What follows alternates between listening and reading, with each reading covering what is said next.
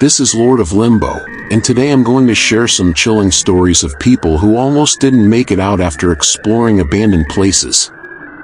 These are real experiences, told by those who lived through the fear firsthand. And you, have you ever experienced something strange in a place that should have been empty? Turn off the lights, put on your headphones, and let's begin. My name is Evans, and I made a mistake that still follows me to this day. I've always been into the eerie, the unexplained, the dark corners of the world most people avoid. I don't do it for clout or views. I'm not some influencer chasing clicks. I just have this pull toward forgotten places. I've explored decaying hospitals, collapsed barns, and more than a few creepy houses that smelled like mold and regret. But what happened last fall, when I visited an old school off a back road somewhere between forgotten towns, is different. Something followed me out of there. And it hasn't let go. Let me back up. I had a 3-day weekend. No obligations, no friends free, just a cold wind creeping into October. I remembered this location from a conversation I overheard at a small-town gas station a year prior. Two older guys were talking about that school out by the pines where they just left everything after that incident. No one elaborated on what the incident was, and I didn't want to ask. That kind of info, I've learned, tends to find you if you're patient. So I packed up my gear, flashlight, extra batteries, gloves, my GoPro, just in case I wanted to document the building, and some snacks. I didn't tell anyone where I was going. I never do. That's probably mistake number 1. The road was rough, barely even a road in places. Dirt and gravel gave way to overgrown roots and tire tracks that looked like they hadn't been fresh in years. When I finally saw the outline of the building through the trees, my stomach sank. I don't know why. It wasn't fear, not yet, more like this tight, silent pressure. Like when the air changes before a storm. The school wasn't large. Just one main rectangular building, 2 stories, with long, vertical windows, most of them shattered or covered in vines. The paint on the bricks had peeled away long ago, leaving just that sickly gray that all abandoned places seem to wear eventually. The front doors were chained shut, but a side door hung open, creaking every time the wind shifted. I stepped inside around 4 p.m. I remember the time because I looked at my phone just before I lost signal. That was the last text I sent, about to explore. Might be out of service for a bit. It never delivered. Inside, it was silent in a way that didn't make sense. No birds, no wind through the broken windows. Just this thick, muffled kind of quiet, like the walls were swallowing sound. The air was cold. I don't mean drafty, I mean cold, like walking into a freezer. And the deeper I went, the more wrong it felt. The classrooms still had desks. Some were flipped, others perfectly aligned. Faded posters clung to the walls. A math equation half erased on a blackboard. I remember kneeling down to pick up a paper that had been stepped on so many times it was nearly embedded in the floor. It was a detention slip. No name. Just the words violation, disrespectful behavior, and a time, 3:17 p.m. That detail stuck with me. I made my way upstairs. The whole building creaked under its own weight.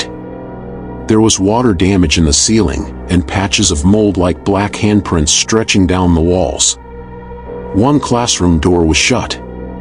All the others had been open, so I turned on my flashlight and carefully twisted the knob. It wasn't locked. The room inside was empty, mostly. Except for a chair in the middle of the room, facing the wall. No desk. No other furniture. Just a single chair, bolted to the floor. That was strange enough, but what chilled me was the faint scuff marks on the floor around it. Like someone had been dragged, or had tried to move the chair, violently. I turned away quickly. Some things don't need close inspection. I was filming now, not for content, but just to document, to make sense of things later. I panned the GoPro slowly around the hallway. That's when I caught it. Movement. At the far end of the hall, in the grainy preview screen, something darted past the open doorway. I froze. It wasn't big. Human-sized, maybe. But fast. Too fast. I turned off the GoPro and listened. Nothing. Then footsteps, soft, steady, and deliberate. Coming from downstairs. I should have left. I know that. But curiosity is louder than fear sometimes. I stepped back into the hallway, every floorboard beneath me groaning like it was protesting my decision. I slowly made my way toward the staircase. That's when I heard it. Breathing. Not mine. Not close. But deep, low, and deliberate. Like someone was trying not to be heard, and failing. I whispered, "Hello?" No response. Just that same, slow breathing. It was coming from the bottom of the stairs now. I leaned over the railing to look. And that's when I saw it. A figure. Not a person, not exactly. It was shaped like one, wearing what looked like black, tattered clothing. Its face. I couldn't see a face. Just this void, this blankness where features should be. And it was looking right at me. I could feel it. Like a weight pressing against my chest. I didn't move. I couldn't. It took one step forward. Then another. That broke the spell. I turned and bolted down the hallway, past the classrooms, heart pounding so loud I couldn't hear if it was chasing me or not. I didn't look back. I found a stairwell on the opposite end of the building and took it 2 steps at a time. When I hit the first floor, I sprinted toward the side door I'd come in through. It wasn't open anymore. It was shut. And the hinges were covered in rust, like it hadn't been used in years. I shoved it. It didn't budge. I was trapped. That's when I heard it again, the breathing. Right behind me. I turned around and saw nothing. But the sound persisted, circling me now. The air was ice. My breath came out in clouds, and my flashlight flickered even with fresh batteries. Then, silence. Complete, suffocating silence. I didn't question it. I ran to the nearest window, broke what little glass remained with my flashlight, and climbed out, cutting my arm in the process. I didn't stop. I sprinted all the way back through the trees to my car. When I got in and slammed the door, I expected to feel safe. But I wasn't. Because through the trees, near the edge of the woods, I saw it. That same black shape. Watching. It didn't move. It didn't need to. I started the engine and tore out of there, nearly driving off the road more than once. I drove until I hit pavement, then farther still. My phone came back online about 30 minutes later. The text I had sent before? It never showed up. When I reviewed the GoPro footage later, the part where I saw the figure was gone. A full minute of static, then it picks up again with me running. I didn't imagine it. Because a week later, I found muddy footprints on my porch. Bare feet. And my front door was unlocked. I don't go exploring alone anymore. Some places aren't forgotten. They're left alone, for a reason. Story 2. My name is Jonathan, and I learned the hard way that some places don't want to be disturbed. This happened about 2 years ago, but it still messes with my head. I wasn't the kind of guy who believed in ghosts or anything like that. I like scary stories, sure, but I always saw them as just that, stories. Until I made the mistake of bringing someone with me into a place that should have been left alone. Her name was Rachel. We had only been seeing each other for a couple of months. She was into weird, dark places too, abandoned buildings, urban exploration, that sort of thing. I told her about an old hospital I'd been wanting to check out. It was about a 40-minute drive out into the middle of nowhere, a facility that had been shut down in the late 80s after multiple reports of negligence and, according to rumors, some kind of cover-up involving patients that disappeared. Rachel was all in. She said she'd bring her camera, and I'd bring the flashlights. We didn't tell anyone where we were going. Dumb, I know, but that's how these things usually start. We got there around 6:30 in the evening. The sun was low, orange light bleeding through the trees as we walked toward the building. The place looked like it hadn't been touched in decades, vines crawling up the walls, windows broken or boarded shut, and a thick, heavy silence hanging over everything. The kind that makes your skin prickle without knowing why. We entered through a broken emergency door in the back. Inside, it smelled like rust, wet concrete, and something faintly sweet, like old antiseptic. The floor was littered with leaves and shattered glass, and the walls were cracked and stained with years of moisture. Some of the rooms still had equipment in them, gurneys, for stands, even a wheelchair just sitting in the middle of the hallway like someone had left it there recently.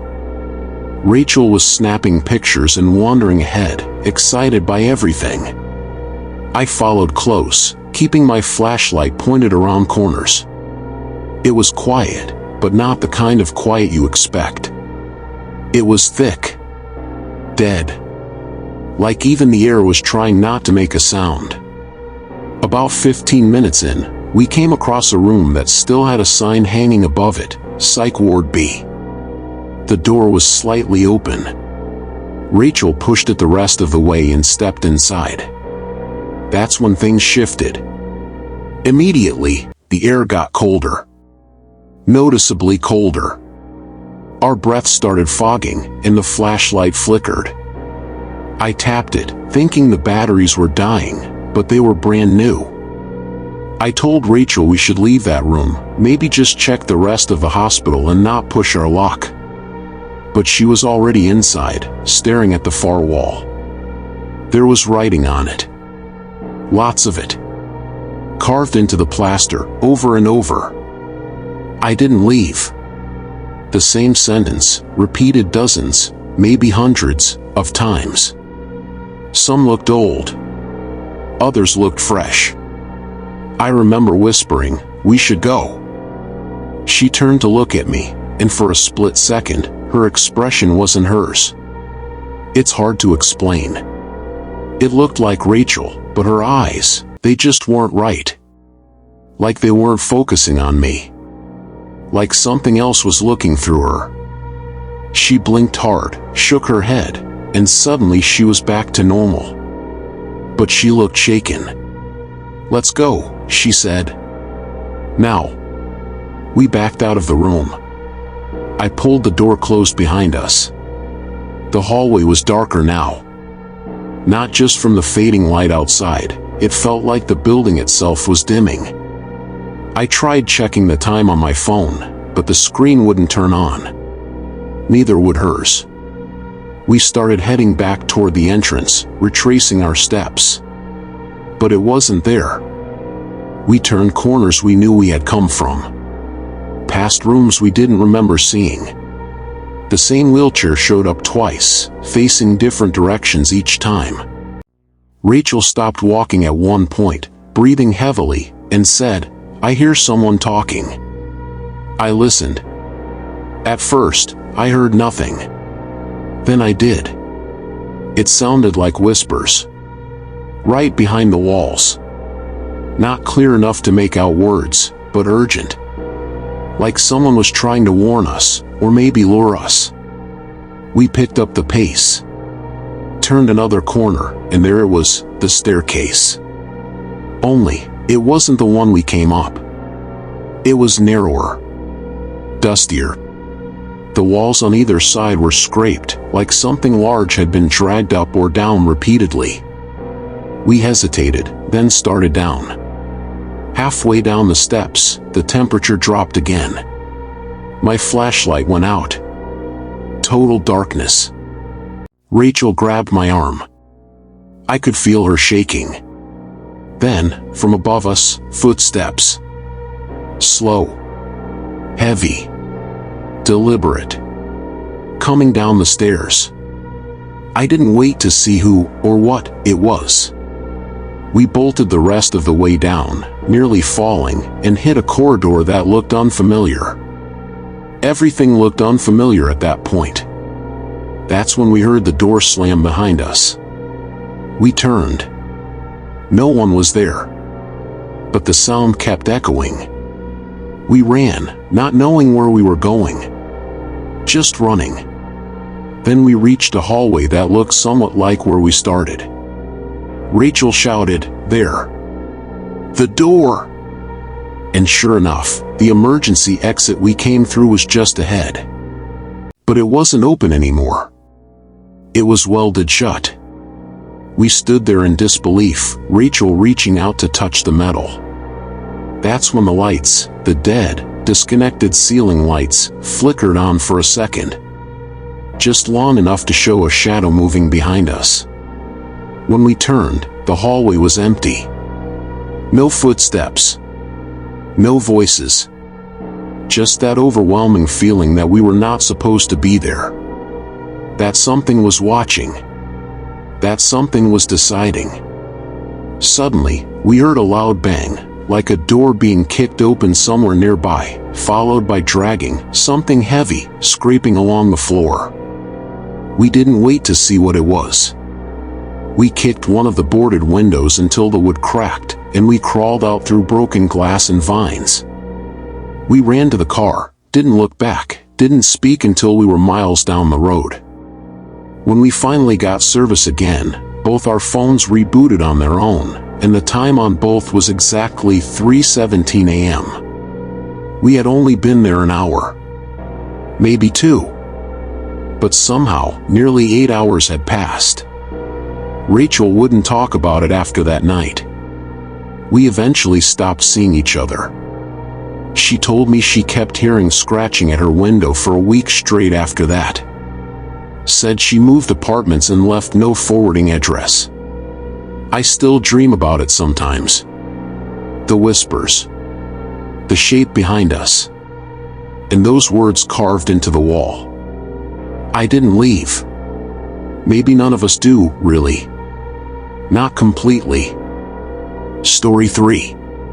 My name is Phoenix, and I still don't know how I made it out of that place alive. This happened about a year ago. I don't really talk about it with people because, honestly, it sounds insane when I say it out loud. But I know what I saw. I know what I felt. And I know something was very, very wrong inside that hotel. I had always been into exploring abandoned places. Not in a reckless way, I was careful. I did my research, never went alone, always brought flashlights, water, and my phone fully charged. But that night, I broke my own rule. There was this hotel I'd been hearing about from a few local urban explorers. It wasn't listed anywhere. No address. Just rough directions passed around in niche forums. Supposedly shut down in the late 90s after a fire on the 3rd floor, but no one really knew why the owners never demolished it. People said weird things happened there, shadows moving in rooms that were supposed to be empty, voices echoing from the basement, and people watching from the windows. But always just out of view. Of course, most of those stories came from people who never actually stepped inside. And the ones who did rarely shared anything concrete. So I decided to go check it out. It was a cold Friday night, and I got there just before 10 p.m. The place was buried deep in the woods, maybe a 10-minute walk from the last point I could park my car. There was no path, just dirt and brush and the sound of my own footsteps. The hotel rose out of the darkness like a corpse someone forgot to bury. 3 stories tall, with a crumbling front porch and shattered windows like missing teeth. The front doors were chained, but someone had already pried a gap wide enough to slip through. Inside, the air was thick. Dust floated in the beam of my flashlight, and everything smelled like rotten smoke. The lobby still had furniture, ruined couches, a desk covered in mildew, an old bell that had fallen off its stand. I walked around for maybe 20 minutes. Snapped a few pictures. The usual stuff. Some of the doors were still labeled dining room, storage, laundry. But when I reached the stairwell to the second floor, I heard something that made me stop cold. Footsteps. From above. Slow. Steady. I froze. My first thought was that someone else was exploring the place too. I even called out, "Hello? Just here to take photos." No response. I climbed the stairs anyway. I don't know why. Maybe I didn't want to feel afraid. Maybe I was curious. Second floor was darker. The hallway was long, with rooms on both sides, and doors that creaked with every shift of the wind. I walked past the first few, flashlight sweeping from left to right. Then I saw it. A person. Standing at the very end of the hallway. Not moving. Just standing. I stopped. Raised the light. It was a man, I think. Dressed in black. Face pale, almost gray. His eyes were fixed on me, unblinking. "Hey," I said. "Didn't mean to freak you out. I'm just exploring." He didn't move. Didn't even blink. I took a step back, and that's when he started walking toward me. Not fast. Just steady. Silent. Something in me told me to turn and run. So I did. I bolted down the stairs, back into the lobby, but I didn't stop there. I ran toward the back of the hotel, where I thought there might be another exit. I pushed open a rotting door and found myself in what used to be the kitchen. Rusted pots, shattered tiles, and the stench of something long dead. I could hear footsteps behind me, more of them now. Not just one person. At least 3. I didn't wait to look. I cut through the kitchen and found a hallway that looked like it led to a service exit. The hallway curved, turned again, and I ended up in the laundry room. Dead end. I turned around. They were there. 3 figures. All dressed in black.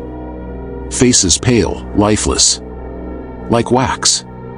None of them spoke. They just stared.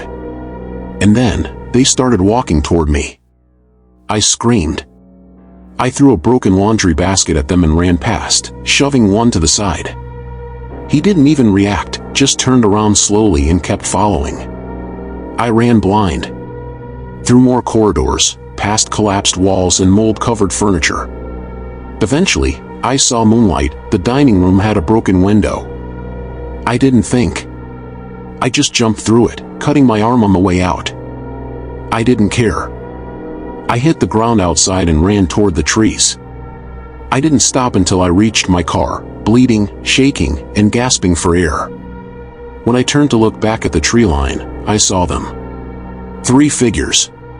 Just standing there. Watching. I drove home in silence. I didn't tell anyone. I deleted the photos. I couldn't sleep for weeks. And the worst part? Sometimes, I still see them. Not clearly. Just reflections. Behind me in mirrors. Standing at the far end of a hallway. In the corner of my eye when I pass dark windows. I don't know what they were. But I know they're not done with me.